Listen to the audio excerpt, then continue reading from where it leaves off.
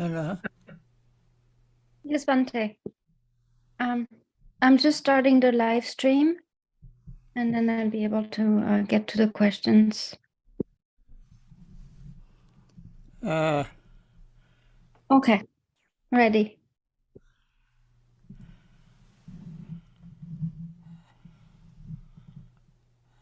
Okay.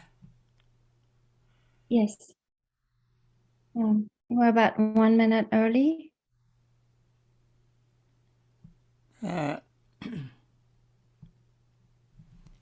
Let me change my device because I don't hear very well.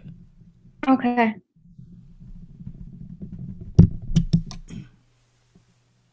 I try to connect it to the.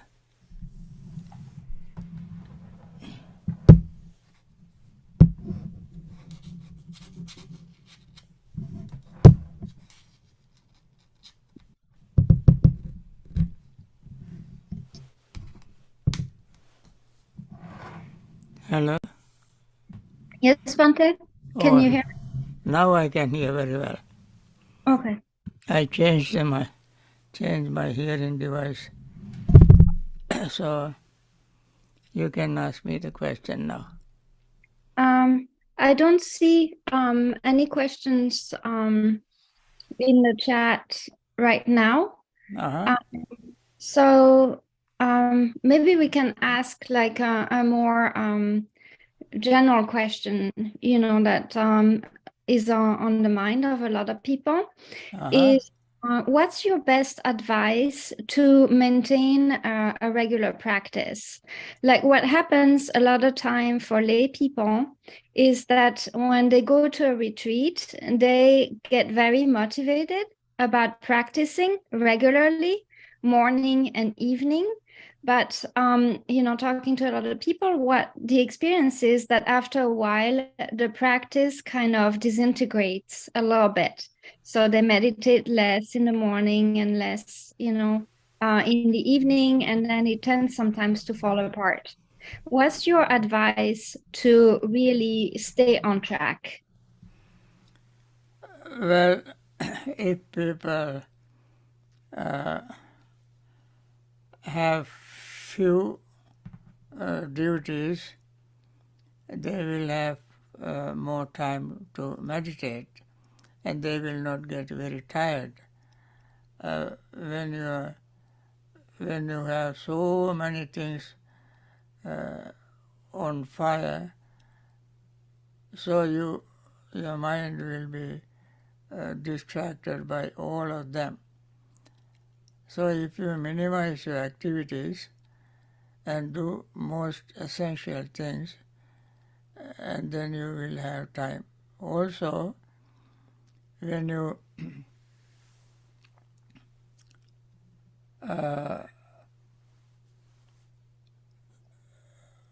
determine to end your suffering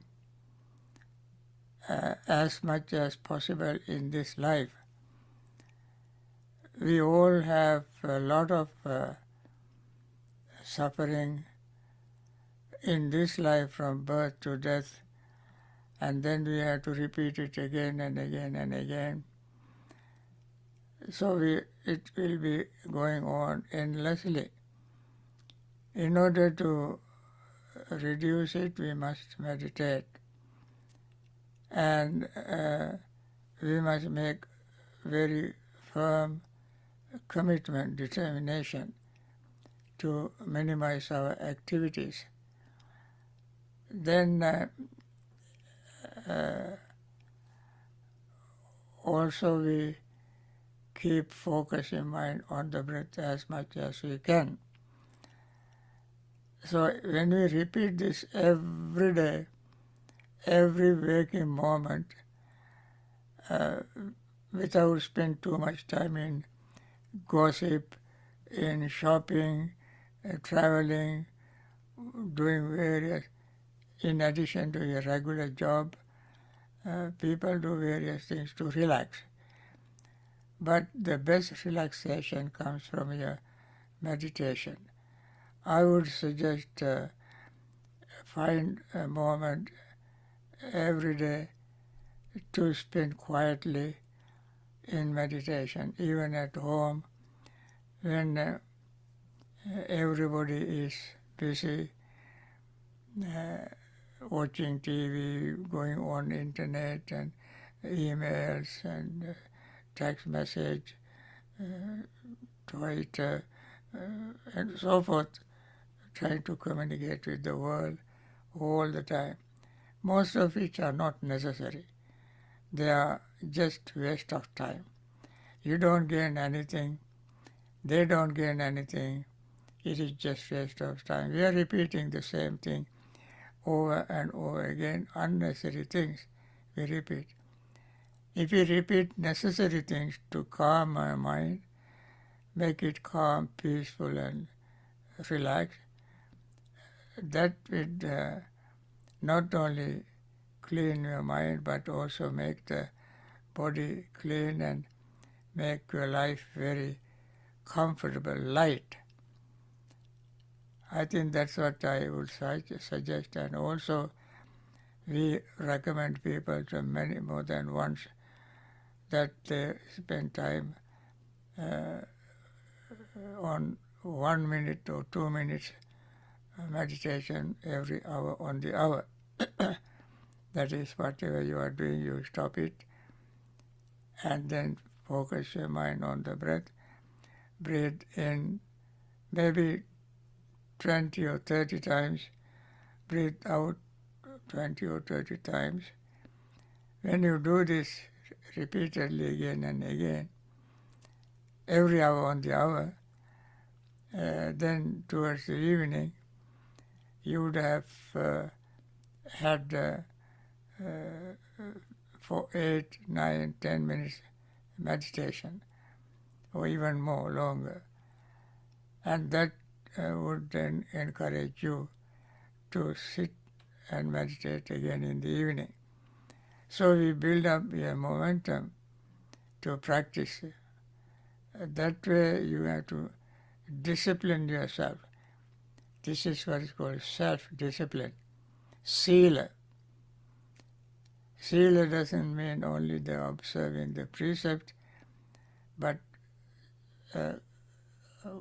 discipline oneself to control one's all senses. And if you do that, you will have time to meditate. I recommend that. Okay? Thank you, Bhante. The next question, Bhante, is do the five senses improve a lot once you do regular practice? For example, you could hear far distant sounds with regular meditation, or sense what others say even before they are saying it. Is this normal that your senses get heightened? Yeah, this happens to some people. That's a very good development. This, of course, doesn't happen to everybody. Some people's senses become very sharp and clean and clear. They will have this kind of intuition to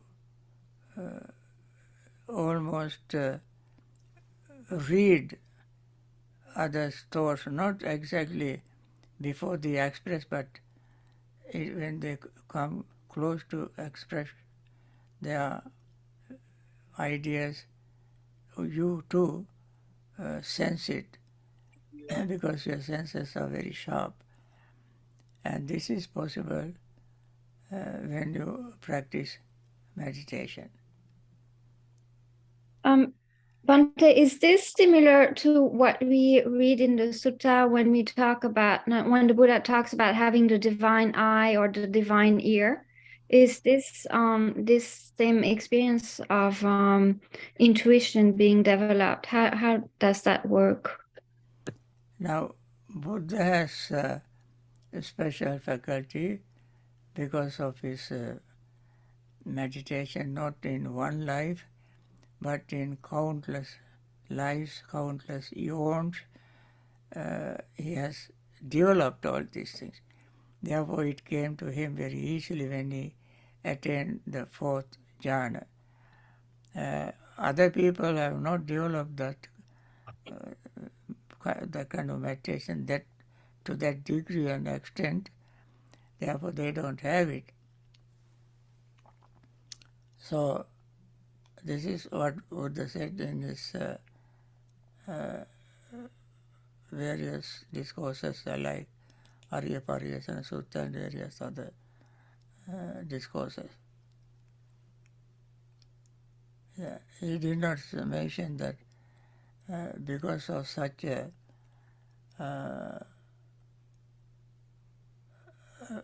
samsaric practice he had so much intuition, but his existence in samsara he did practice. And therefore it came to him very easily without any problem. Okay.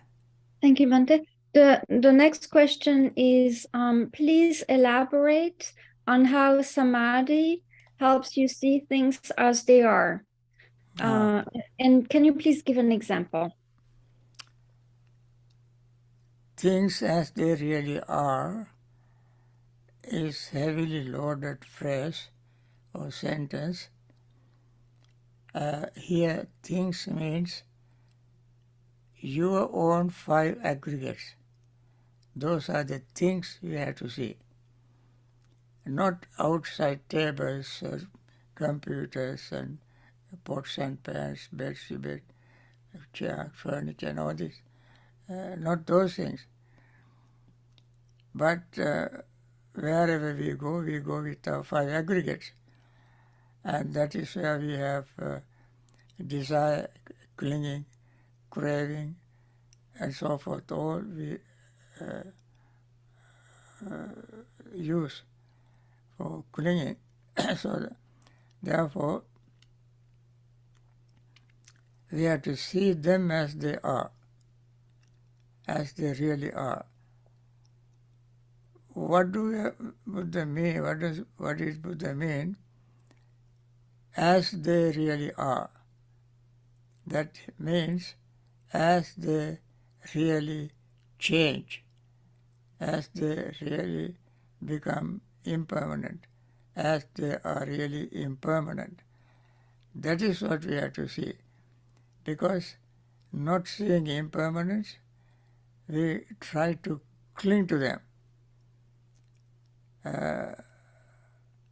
It is, formula says, depending on feeling, there arises craving.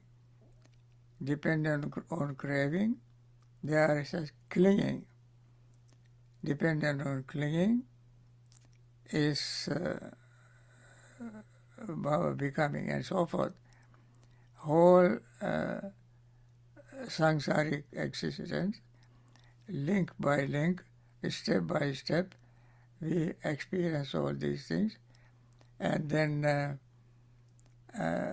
we perpetuate our samsaric existence. And therefore, we must see them exactly as they are. That means they always are changing. Every fraction of a second they change. And when we see the changes as they are, then we realize that there is that the effort that we make to cling is a futile effort, meaningless effort, because even the thought of clinging arises in the mind, aggregates have already been changed, and therefore there may not be any real clinging, real clinging. Although we have a desire, craving for clinging, but we really cannot implement. That is why Buddha said in Sutta Nipata, yato yato sammasati khandhanam udayavyan labhati piti bhavajjan amatantang vijanatan. That he said in actually Dhammapada. In Suttanipata, he said, Anattani attamani passe lokang sadevakang nivittang namarupasming idang satyanti manyati yene yene manjati tato tangoti anjata. That means they think that this is self. People have notion of self in 20 ways, and these are just mere thought. So, thinking that this is self, and look at the body, feeling, perception, volitional formations and consciousness, thinking that body is self, before your thought comes to an end or implemented, body is changed. Feeling, if you think this feeling is my self, my soul and so forth, before you look at the feeling, that particular feeling is gone. Similarly, perception, volition of thought and consciousness, they change so quickly all the time. Therefore, you even don't have time to recognize or identify them as self. So, seeing things as they really are means seeing things as they really change, seeing things as they are impermanent, sees things as they fade away, altering. That's what seeing things as they really are mean. And then what happens? When we see them happening, then instead of clinging, we will have dispassion, viraga, dispassion. Then its mind becomes liberated, and we see it is liberated and understand that this is liberated. Vimuttang vimuttyanti jnanang hoti. That instant, the person sees no more rebirth, khina jati, no more rebirth. Usitang brahmacharyang, I completed the practice of Noble Eightfold Path. Here brahmacharya means Noble Eightfold Path, practicing. Khatam karaniyang, I have done what was to be done. Na paranittata, after that there is nothing more to be done. So one can see this sequence when one sees the changes in the body, feeling, perception, thought and consciousness. Okay? Thank you, Bhante. The next question is asking some advice on the right view of rites and rituals. What's the right view of rites and rituals? Right view is explained in 16 ways in Samadhi Sutta. I spent almost a year in our Zoom talk explaining what right view is. To give you the brief answer, right view means seeing unwholesome as unwholesome, root of unwholesome as they are, wholesome as wholesome, and the root of wholesome, seeing nutriments, seeing for noble truth, and seeing birth and death and so forth, entire dependent origination, one by one, we see as they really are.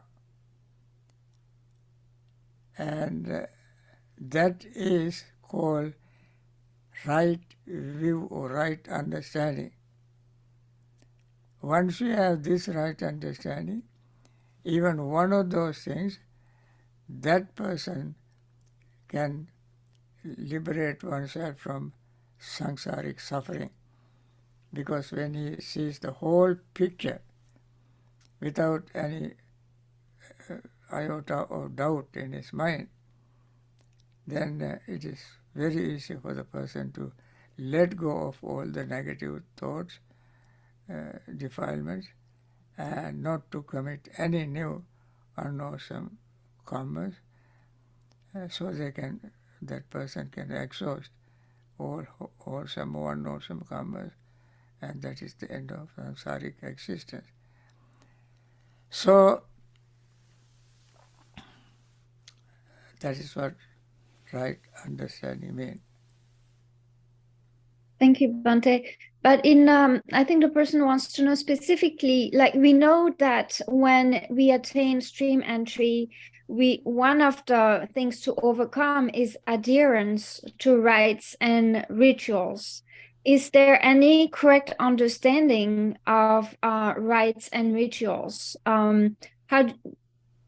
What is this right understanding that you don't need rites and rituals, basically? How do you go over this? What is that right understanding? Of rites and rituals, like when we attain stream entry, we understand that the way to liberation is not dependent on rites and rituals, on following rites and rituals. What is understanding rites and rituals correctly? What does it mean? Okay. Rites and rituals, people practice with a blind faith in the Buddha Dhamma Sangha. For instance, lighting 1,000 lamps. And some people in certain places, this really happened, bring tons of fruits and covered pagodas with fruits, and take thousands of yards of cloth, cover the Bodhi tree or cover the pagodas, things like that they do, and cut down many coconut leaves, coconut flowers to decorate various places, and they go to various rocks, caves, mountains, and worship. All these are rituals, and bow down to Buddha image 1,000 times, morning 100 times, noon 100 times, evening 100 times, bow down to the Buddha statues. All these are rituals. So understanding them as meaningless things, Buddha never encouraged us to do those things to respect the Buddha. Buddha said, in order to respect him, practice Dhamma, practice meditation, practice Noble Eightfold Path, practice dependent origination. Try to understand dependent origination, and develop your factors of enlightenment. Develop your 37 factors of enlightenment. We develop. In order to develop them, we don't need any of these rituals. All these rituals take away our time and waste our time and don't bring us any iota of wisdom. No wisdom rises from those practices. But when we meditate, when we practice Noble Eightfold Path, when we practice Mahasatipatthana, Kayagata Sati, mindfulness of breathing and so forth, if we practice them, that brings us peace and happiness. That way of understanding is called right understanding. So understanding impermanence, unsatisfactoriness, selflessness, and so forth. So rituals, as I mentioned, has no place in the Buddha's teaching. However, people spend all their time to practice rituals, and they are simply wasting their time. They cannot attain liberation. This kind of understanding, not because I mentioned them, you think since Bhante G said, oh Bhante so and so said, Sayadaw so and so said, Achan so and so said, I do this and this. No, that way. But Pachattam Vitabhu Vinyuhi. Each and every individual practice and realize by oneself.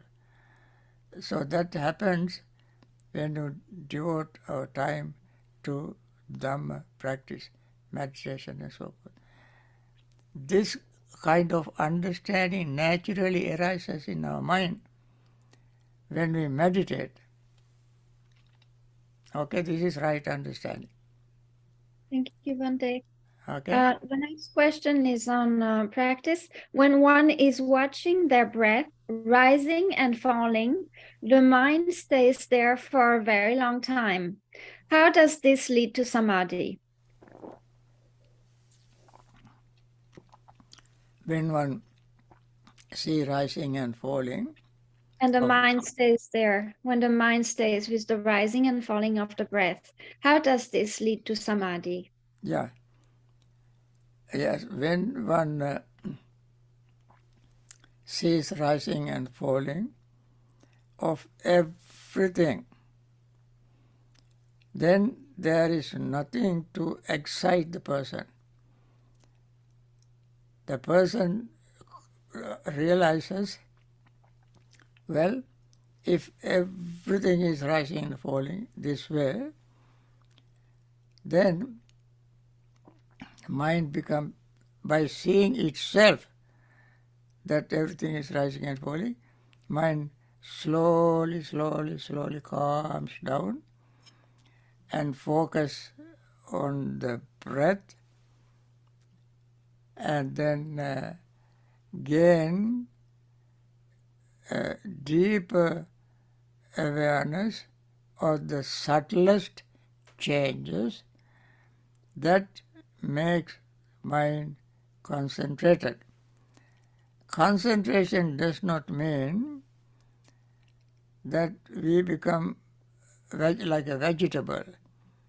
Concentration doesn't mean that we become like a rock, just see nothing, hear nothing, and just become a stone Buddha. Not that way. Concentration means the unification of wholesome state of mind. Kusala chittasya ekaggata samadhi. Kusala chittasya ekaggata samadhi. That means one-pointedness of the wholesome mental state is called samadhi. That state is sharp and deep and focused on rising and falling in its subtlest way. That time, what you have is just mere one line of occurrence of rising and falling. That is the real concentration. So that concentration deepens from jhanic stage, first, second, third, fourth, and the highest neither perception nor non-perception state. And then what happened if the person previously has attained through the practice of vipassana meditation, if the person has attained the streamity, once returner, never returner, and arahanthood, then when the mind has deepest concentration in the way that I may explain, then at the final stage when he sees neither perception nor non-perception, when he attains that state, then even the neither perception nor non-perception is impermanent, he knows that, he sees, he experiences it. And then he reaches a stage called Sanya Vedita Nirodha.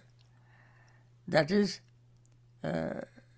cessation of perceptions and feelings. That is the state the person does not have feeling and perception.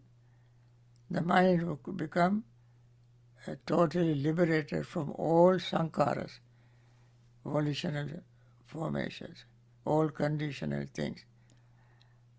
So you can see the way how mindfulness practice, seeing impermanence rising and falling, eventually leads up to the attainment of full enlightenment. Okay? Thank you, Bhante. The next question has to do with the 5 jhanic factors that we talked about before. Are they steps leading to the jhana, or are they part of the jhana? What constitutes the jhana when it's experienced? Do they lead to the jhana, or are they involved with the jhana? The 5 factors The vitakka, constitute of jhana. That means what you call initial thought, sustained thought, joy, happiness, and concentration. These are the 5 jhanic factors. And you can have a thought, like initial thought means thought of letting go.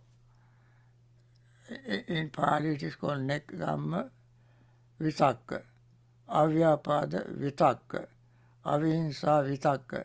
In jhana formula it is said vitakka vicharanang, vivekajam pisukam, savitakkam savicharam vivekajam pisukam patamajjana kodava. Savitakka, that means with vitakka. Savichara means with vichara. There vitakka means nekkhamma vitakka, avyapada vitakka, avihinsa vitakka. Nekkhamma vitakka means thought of letting go.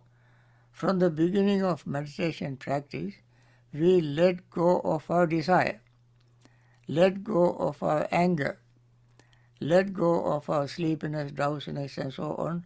5 hindrances, we let go, let go, let go, let go. That letting go is vitakka, nekkhamma vitakka. Avyapada vitakka means letting go of anger, hatred. Instead we develop at that time, it naturally happens, metta, loving friendliness. Then these are the 2. Third is avihinsa vitakka, thought of not hurting, that means practicing compassion. So you practice the thought of generosity, thought of loving friendliness, thought of compassion. These are very easily, naturally growing in your meditative state. That is called vitakka. And then you don't want to lose them. You repeat them again and again, and sustain them, maintain them, preserve them in your mind. That is called sustained thought. Then piti, pleasure, then sukha, happiness, and then concentration naturally arises. And then when these 5 factors called jhanic factors have arisen, having overcome hindrances, we are in the first jhana. So we can begin with mindfulness, end up in concentration. Sometimes we can start with mindful concentration and then end up in mindfulness. How can that happen? We focus only on one object like breath, and then we gain some degree of concentration.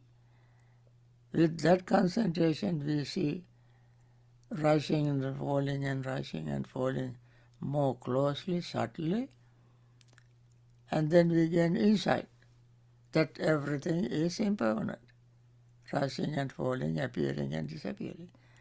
And that is how you gain insight or mindfulness from concentration. So it can be either way. But finally, eventually we will have mental state to see them as they really are. That's called seeing things as they really are. Okay?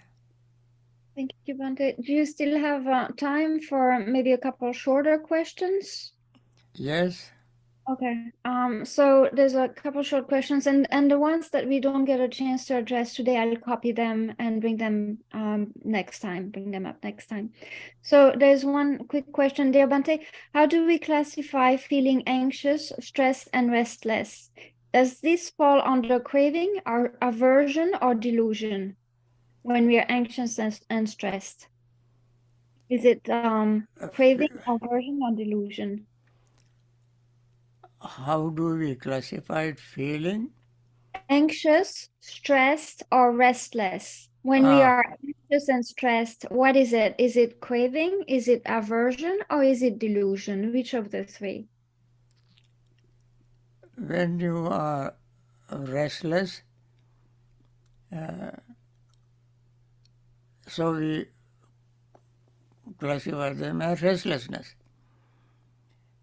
Anxiety arises from uncertainty, from procrastination, also not knowing what is going to happen. So that is uncertainty arise from doubt.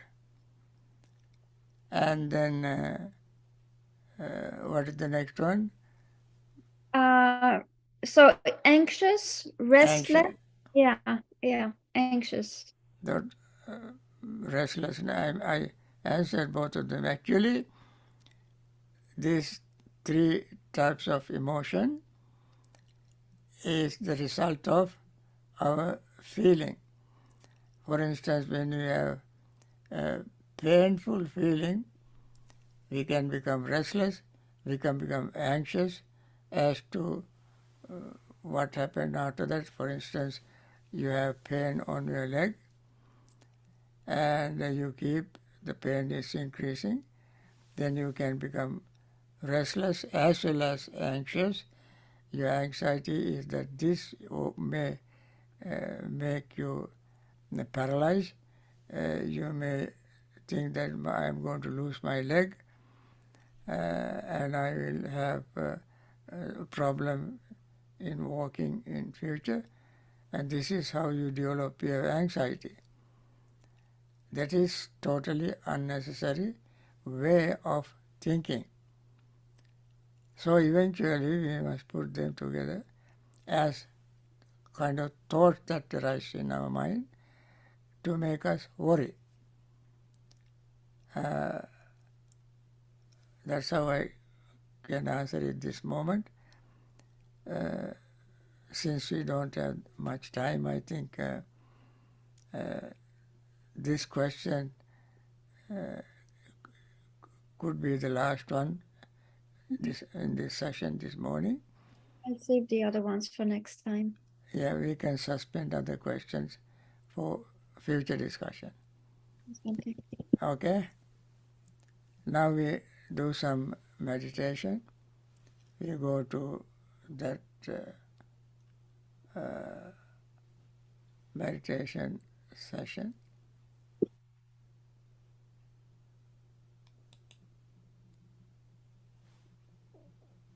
Okay.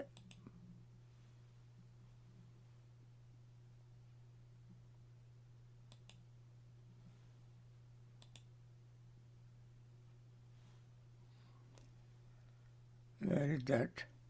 Let me share the screen, Bhante. Okay. Let me go to the screen here.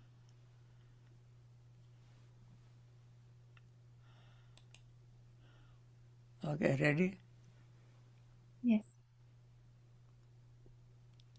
Okay. Can you see the screen? Yes, I think it's shared. Can you see it? If I you can, can, yeah, I can see it. everybody can see it. Okay. Then let me read this for you. If all of you read together with me, that makes a lot of noise. So I read it for you, and you just pay attention and focus on the meaning of what we recite. May all beings be happy and secure. May all beings have happy minds, whatever living beings there may be, without exception, weak or strong, long, large, medium, short, subtle or gross, visible or invisible, living near or far, born or coming to birth. May all beings have happy minds. Let no one deceive another, nor despise anyone anywhere. Neither from anger nor ill will should anyone wish harm to another. As a mother would risk her own life to protect her only child, even so towards all living beings, one should cultivate a boundless heart. One should cultivate for all the world a heart of boundless loving friendliness, above, below, and all around, unobstructed, without hatred or resentment, whether standing or walking or sitting, lying down or whenever awake. One should develop this mindfulness. This is called divinely dwelling here, not falling into erroneous views, but virtuous and endowed with vision, removing desire for sensual pleasures. One comes never again to birth in the womb. So with this metta thought, friends, let us sit and meditate for the rest of the time until I ring the bell.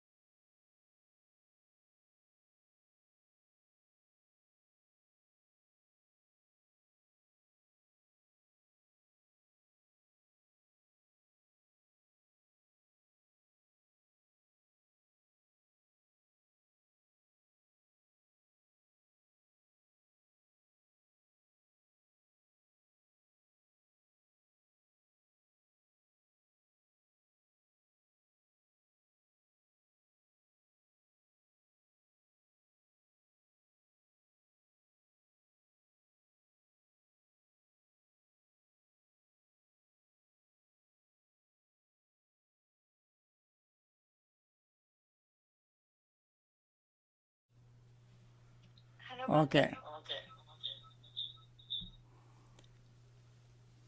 By means of these meritorious deeds, may I never join with the foolish, may I join always with the wise, until the time I attain Bhavana. May the suffering be free from suffering, may the fear-struck be free from fear, may the grieving be free from grief, so too may all beings be, from the highest realm of existence to the lowest. May all beings flourishing in these realms, with form and without form, with perception and without perception, be released from all suffering and attain to perfect peace. Excellent, excellent, excellent. Friends, with this metta, let me conclude our regular sharing loving friendliness with everybody.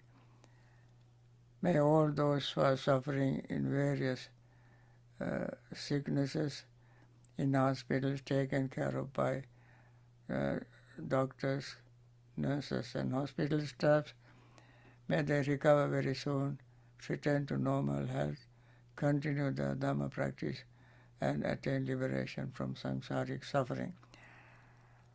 May all those doctors, nurses and hospital staff taking care of these people be also well, happy and peaceful, continue their practice and attain liberation.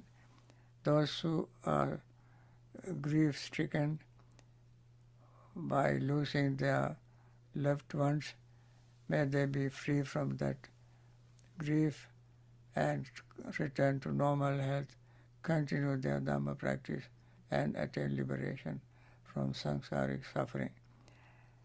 May all those who are in various trouble spots, in war zones, discrimination, poverty stricken, and so forth, may they all find some kind of peace, solace and comfort, and practice Dhamma and attain liberation from samsaric suffering. May everyone whose category is not mentioned also be well, happy and peaceful and attain liberation. Okay, thank you. I want to end this session with this metta wish. Okay? Thank you, Bhante. Thank you, Bhante. Thank you, Chattery. Thank you. Very Swaminathan, sir. Good Good out to you. Bhante.